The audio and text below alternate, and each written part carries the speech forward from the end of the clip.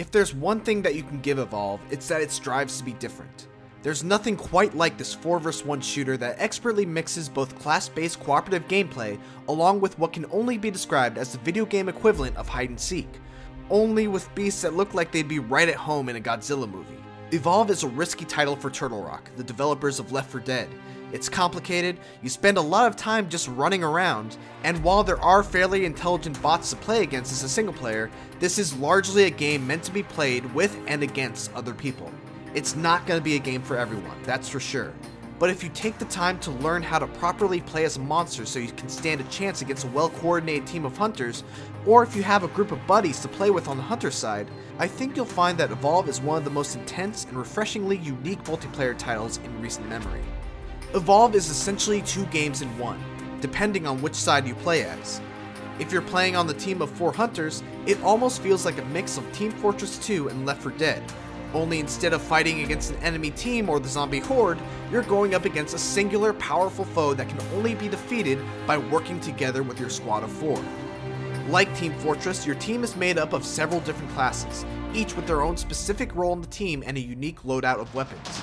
Every role on the team is equally vital to the success of the hunters. Without a medic, the team won't be able to deal with the high amount of damage that the monster is capable of putting out. Without a support, the team likely won't be able to protect their medic or revive incapacitated allies. Without the trapper, the team will never be able to force the monster into a fight. And without the assault, the team just simply won't be able to do enough damage to the monster to kill it. Like in Left 4 Dead, sticking together with your team and communicating is absolutely essential.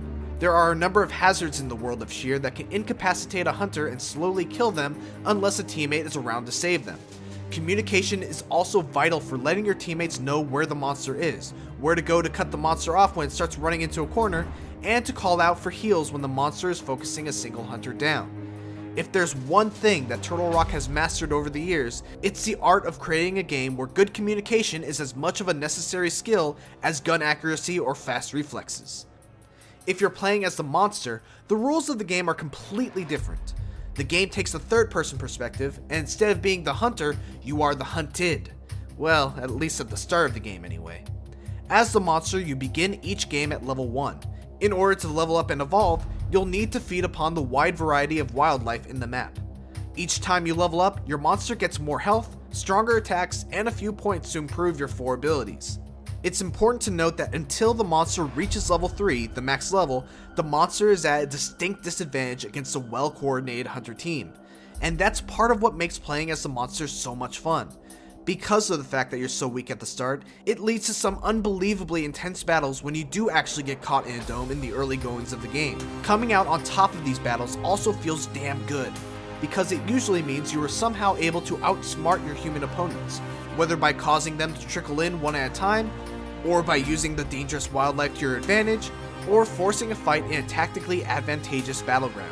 On the flip side of that, it also feels great performing your role as a member of the hunter side too. As I said before, each class is invaluable to the success of their team, and as such, each class has an opportunity to save the day, and it is immensely satisfying when you're able to pull off that clutch save as a medic, or perfectly time and place an orbital strike to deal massive damage as a support, and especially when you're playing as a trapper and you manage to trap a retreating monster, leading to its inevitable downfall.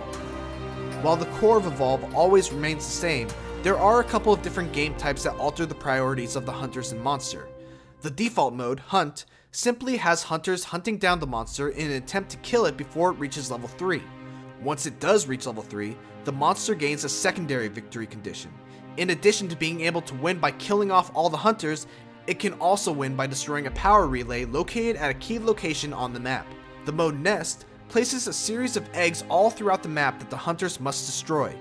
The monster, meanwhile, must focus on protecting the eggs, but also has the option of prematurely hatching them to spawn a mini Goliath that will hunt down the hunters. Rescue challenges the hunters to find, revive, and escort NPC characters to a dropship before the monster is able to sniff them out and kill them. First team to rescue or kill 5 survivors wins the match. And then finally there is Defend, in which the hunters must defend 3 generators against waves of mini Goliaths as well as a fully leveled up monster. While Hunt feels like the mode that the game was originally designed specifically for, The different modes do a good job of introducing new strategies to the usual formula and changing up the pace of the game. A common point of contention about Evolve is that there just is not enough bang for your buck, and with no dedicated single-player campaign, it's kind of hard to argue against that point. There is a mode called Evacuation which attempts to add some variety by putting players in a series of 5 matches with the same group of people. The winning team in each match gets some sort of map advantage on the next one. Like, for example, if the monster wins, then on the next map there could be a mini Goliath that will follow the monster around, or a destroyed satellite that periodically drops debris down to damage the hunters. On the flip side, if the hunters win, they might get an extra AI-controlled teammate to help them out, or half the map will be walled off, giving the monster less room to hide. To compensate for the map advantage, there's an auto-balance system that will buff the losing team. The problem is that the auto-balance is kinda hardly noticeable unless the team manages to lose every single round. The map advantages, on the other hand, are huge, to the point where it feels unfairly punishing towards the losing team. Very rarely in my experience with Evacuation did I ever have a match where it was consistently back and forth.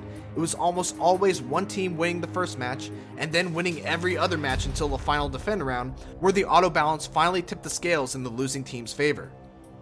So while I wish Evacuation was a little more balanced, the fact remains that it's still a pretty cool mode and a good way to encourage people to keep on playing round after round due to the persistent nature of the mode, as well as the fact that you gain a ton of experience for sticking with it all the way to the end.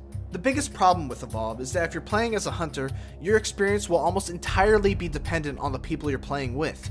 The very nature of the game requires that no one player can do everything on his or her own.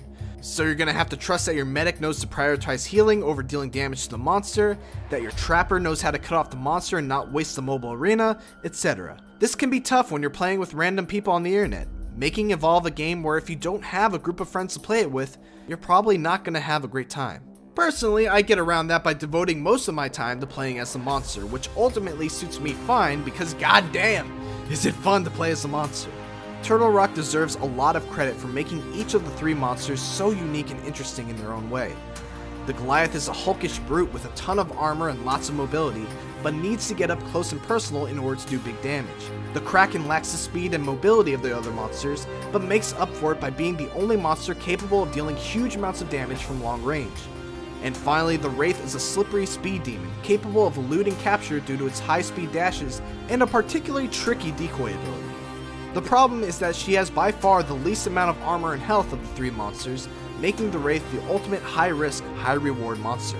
The same goes for the Hunter side. Each character within a class plays substantially different than the others, despite having the same role on the team. The 3 available medics are probably the best example of this. You have Val, who excels at healing her teammates from far away and must juggle her various weapons to maximize her utility. Then you have Lazarus, whose sole job on the team is to stay alive and wait for an ally to get killed, since Lazarus is capable of reviving teammates even after the monster fully kills them.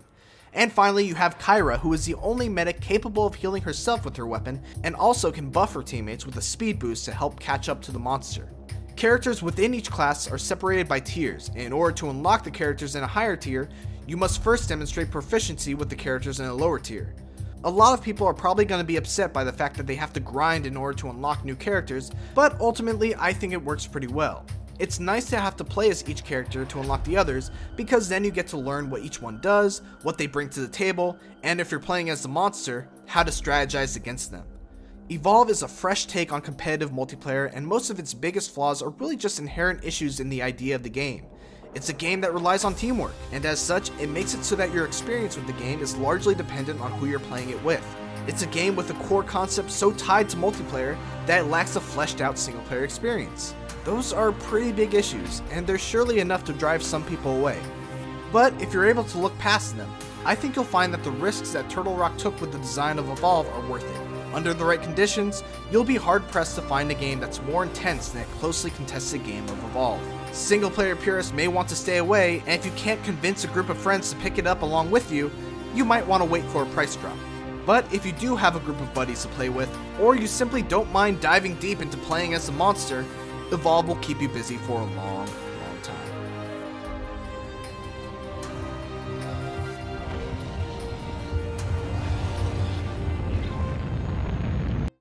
Hey guys, thanks for watching my review for Evolve. I'm sorry it took so long. It took a really long time getting all that footage together. If you did, please do me a favor and subscribe to me on YouTube. You can also consider donating to my Patreon, and if you do that, I will love you forever. And yeah, hopefully I'll see you again. So, thanks for watching. Bye-bye.